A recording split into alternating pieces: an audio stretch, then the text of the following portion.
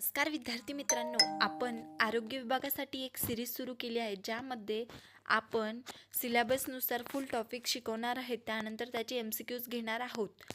हे तुम्हाला झेडपी, नगर परिषद, महानगरपालिका या सर्व एक्झामसाठी खूप उपयुक्त ठरणार आहे. चला तर मग आजच्या टॉपिकला सुरुवात करू. आजचा टॉपिक आहे त्वचा संस्था. त्वचा संस्था म्हणजे काय? मानवी शरीरावर बाहेरून आलेले संरक्षणात्मक आवरण म्हणजेच त्वचा. त्वचा ही शरीरातील सर्वात मोठा अवयव आहे. प्रौढ व्यक्तीचे त्वचेचे क्षेत्रफळ सुमारे 1.5 to 2 चौरस मीटर आहे. त्वचा संस्था पुढील घटकांनी बनलेली असते: त्वचा, केस, नखे, घामग्रंथी, तेलग्रंथी. त्वचेचे थर. त्वचा मुख्यतः 3 थरांची बनलेली असते.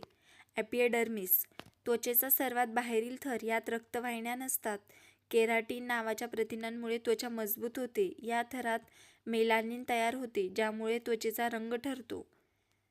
2 नंबरचे बघा डर्मिस, त्वचेचा मधला थर, यात पुढील रचना असतात: रक्तवाहिन्या, नसांचे तंतू, घामग्रंथी, तेलग्रंथी, केसांची मुळे.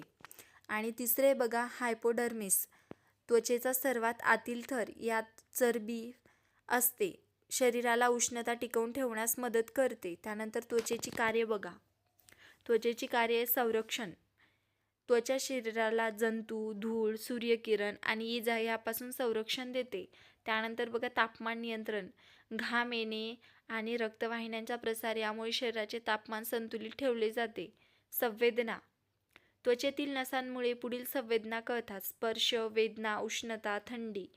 त्यानंतर बघा उत्सर्जन. घामाद्वारे शरीरातील काही अपायकारक पदार्थ बाहेर टाकले जातात. हे त्वचेद्वारे होते.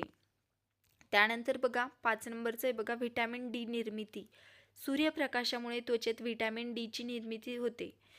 त्वचेचा सामान्य आजार बघा: दाद, खाज, स्कॅबिज, फोड, जखम, ॲलर्जी, बुरशीजन्य संसर्ग. आरोग्यसेवक सेविकेची भूमिका काय बघा यामध्ये: वैयक्तिक स्वच्छतेबद्दल मार्गदर्शन करणे, नियमित आंघोळ व स्वच्छ कपडे याबद्दल जनजागृती करणे. त्यानंतर त्वचा रोगाची लक्षणे ओळखणे, गरज असल्यास रुग्णाला आरोग्य केंद्रात पाठवणे इत्यादी आरोग्यसेवक सेविकेची भूमिका असते बघा. व्हिडिओ आवडल्यास लाईक करा, शेअर करा आणि अशाच व्हिडिओसाठी मला सबस्क्राईब करा आणि नेक्स्ट पार्टसाठी मला कमेंट करून कळवा.